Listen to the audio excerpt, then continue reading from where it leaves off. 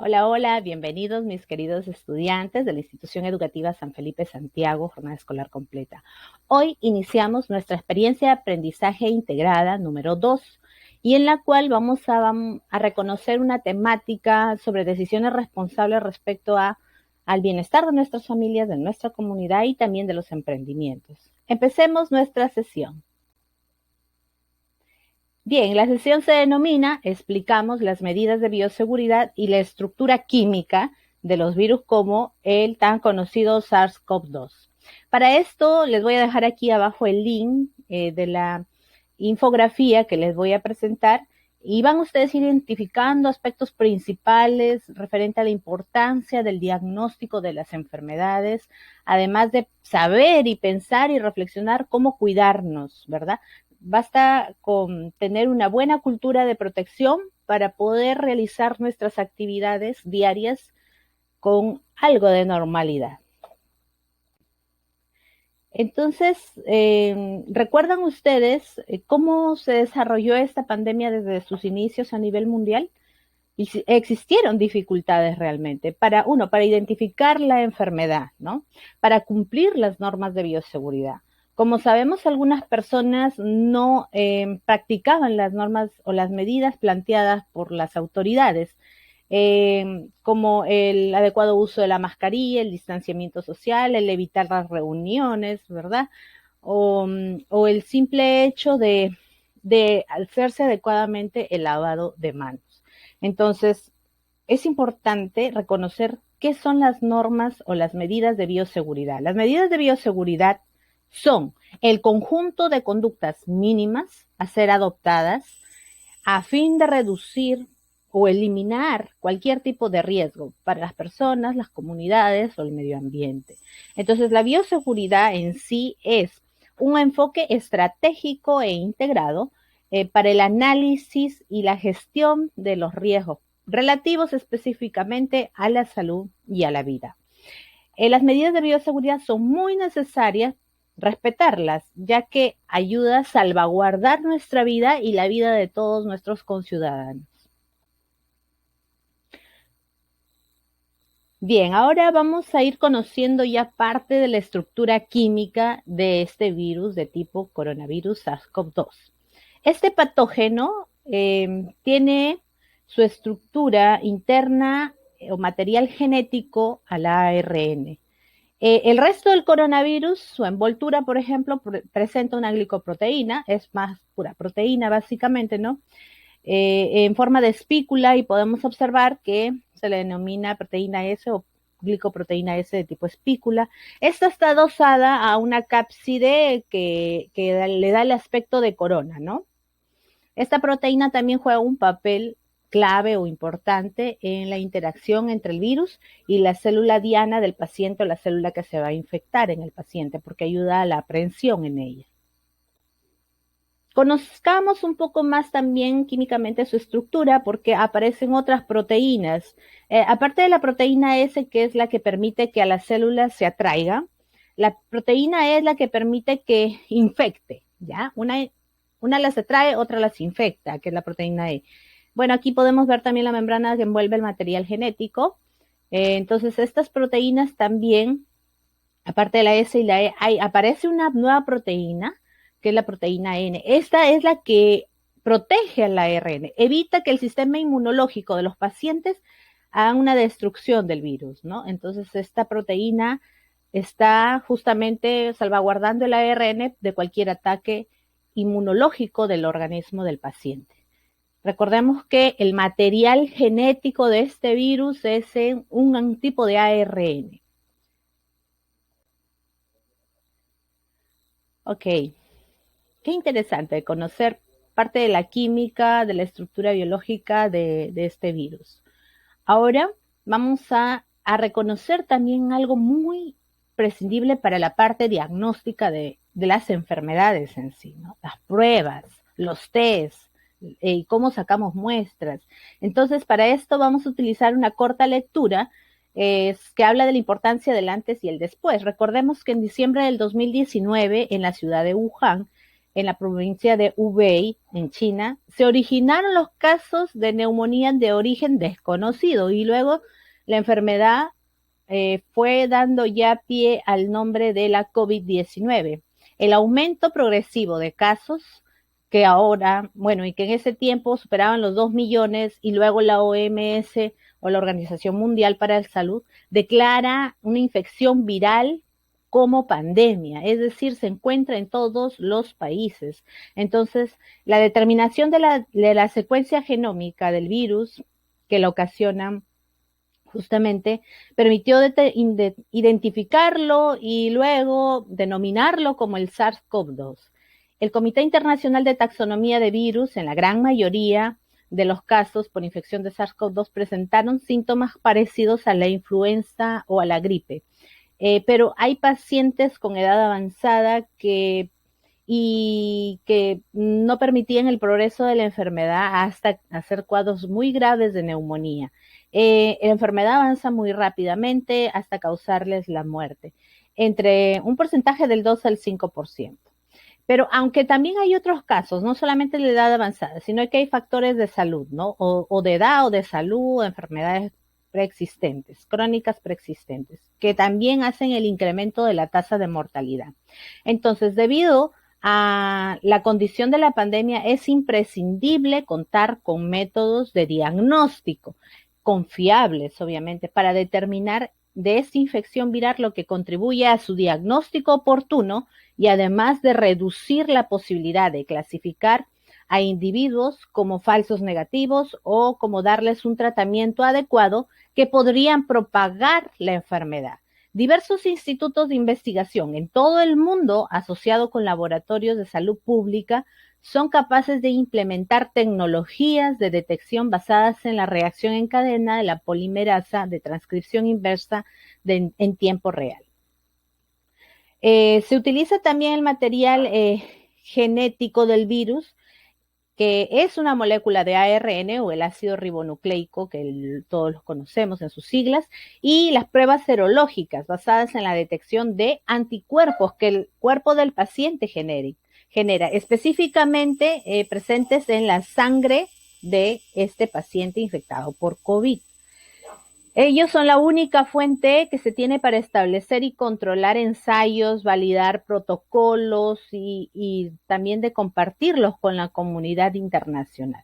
Si bien los exámenes de laboratorio no son altamente determinantes para el diagnóstico, en algunos casos es importante realizar una buena toma de muestra del paciente, un procedimiento adecuado, una conservación de la muestra, la fiabilidad del resultado, y en ese sentido, los errores de diagnóstico como consecuencia del procedimiento incorrecto pueden ocurrir en laboratorios clínicos también. Entonces, sobre todo, el personal tiene que estar altamente capacitado, a pesar de que está sometido a una alta presión laboral, porque este tiempo es de alta presión laboral en el ámbito de salud. Entonces, los laboratorios a nivel del mundo deben contar con un crecimiento exponencial de las pruebas diagnósticas del SARS-CoV-2, especialmente en los casos positivos. Entonces, es importante reconocer el comportamiento de la pandemia a nivel mundial también, ¿no? Hemos visto el antes y el después de esta pandemia, pero también hay que ir reconociendo cómo debemos mirar y pensar y analizar en el Perú, qué está pasando, por qué nuestro país, nuestras familias están teniendo este tipo de infección masiva, nuestros distritos, ¿verdad? Nuestras provincias. Es preocupante y es necesario también activar muchos rubros, porque no solamente el rubro de salud está siendo afectado, ¿verdad? Que es muy triste lo que está pasando, sino también hay rubros que están llevándose, por así decirlo, en la inactividad, porque no podemos realizar actividades laborales como antes las hacíamos, especialmente las personas que trabajan de forma libre e independiente. Entonces aquí hay que utilizar el conocimiento científico que tenemos de esta pandemia y luego trasladarlo al emprendimiento de las personas. ¿Cómo podría yo seguir mi vida de actividad laboral a través del conocimiento científico que estoy teniendo de esta enfermedad? Pues bueno, vamos a conocer un poco más sobre esta temática, a ver qué solución damos. Identificar la infección se da por medio de técnicas o de pruebas. La técnica del PCR, que es la técnica de referencia, en donde el ARN viral se detecta antes de que aparezcan los síntomas, ¿no? Alcanzando un pico del 5º al 7º día tras el inicio de los síntomas y negativizándose habitualmente al 15º o al 30º día. En el otro test o en el otro examen o la otra técnica de detección de antígeno, bueno, acá se da por presencia de las proteínas virales, principalmente la externa, que es la proteína o la glicoproteína S. El otro test se le denomina el test de detección de anticuerpos. Aparecen 3 anticuerpos en los pacientes: el anticuerpo IgA, IgM y el IgG. En el IgA es el primer anticuerpo frente a la infección que aparece al 4º y 5º día del inicio de la infección. En el anticuerpo IgM aparece en el 6º o 7º día del inicio de la infección y se detecta con mayor positividad a partir del 15º día y luego se hace negativo al 20º día. En el IgG confiere una probable inmunidad por un prolongado tiempo. Aproximadamente aparece este anticuerpo a partir del 15º día en adelante y genera, como les menciono, una probable inmunidad ante la infección. Además, también existen los otros test o las otras técnicas, aquí lo pueden observar, la técnica de ELISA, la técnica CLIA y la inmunocromatografía. Todos estos utilizan a los anticuerpos como insumo para detectar la enfermedad. Pero ya me infecté, ya no me contagio, ¿verdad? Ya no me cuido como antes. No, mentira, porque primero está bien, aparecen mis anticuerpos, que son reacción natural ante una enfermedad, pero estos anticuerpos no son para toda la vida, están activos, por así decirlo, por un periodo determinado después de la infección, como es el caso del último anticuerpo, que es el IgG, que aparece y se sigue manteniendo a lo largo de un mes en adelante, pero a la actualidad se desconoce por cuánto tiempo más podemos estar inmunes.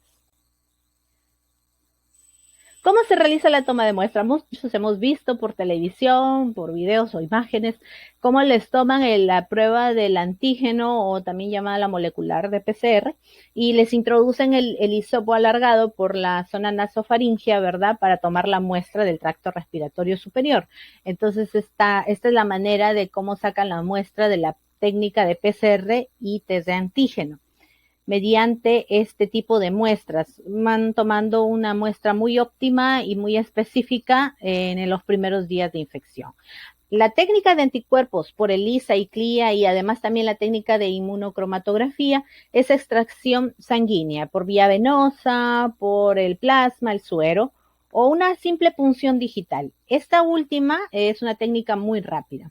Hay que tener en cuenta que también hay muestras que son de tracto respiratorio inferior, pero son un problema para la bioseguridad porque aquí va a haber presencia de esputo o de aspirado endotraqueal y esto genera aerosoles y puede posiblemente generar una infección al contorno de donde se está dando la muestra. Aquí podemos ver los requerimientos de los test. Entonces, para la toma de muestra, las personas que van a tomar la muestra obviamente tienen que estar muy bien protegidos. Hay requerimientos de bioseguridad por el personal de salud. Doble guante, mascarilla de tipo superior, ¿no?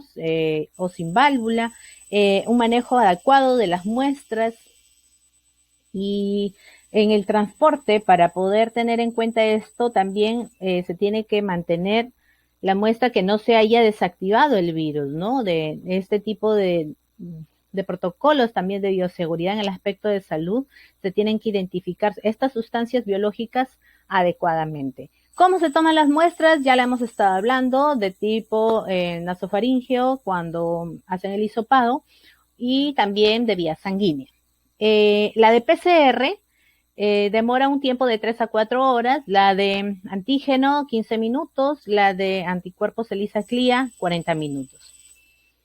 La de sensibilidad Muy alta es la técnica de PCR o la molecular.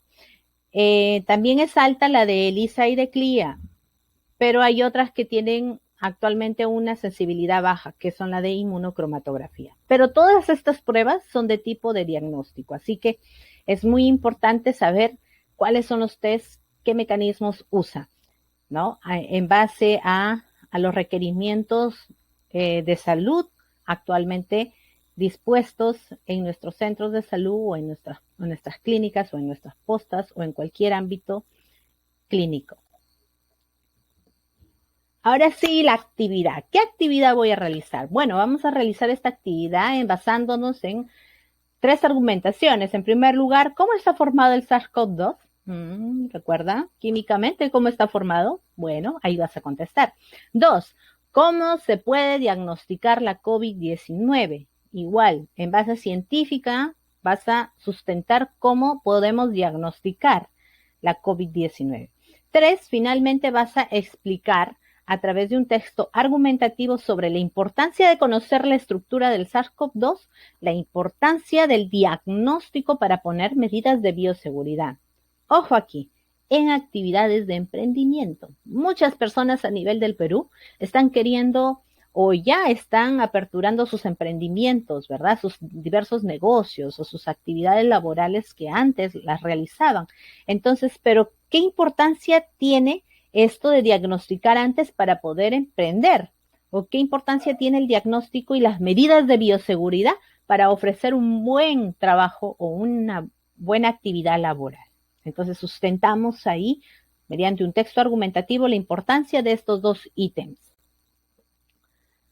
Bueno, quedémonos en casa. Ese es el consejo que siempre les doy. Mantengamos las normas de bioseguridad, estas medidas que ya hemos estudiado un poco más a profundidad hoy día para protegernos de la COVID-19. Unamos todas nuestras fuerzas, peruanos y peruanas, porque realmente el país y nuestro mundo entero lo necesita. Que la fe y el amor al prójimo no nos falten nunca. Te mando un abrazo virtual. Nos encontramos pronto. Adiós.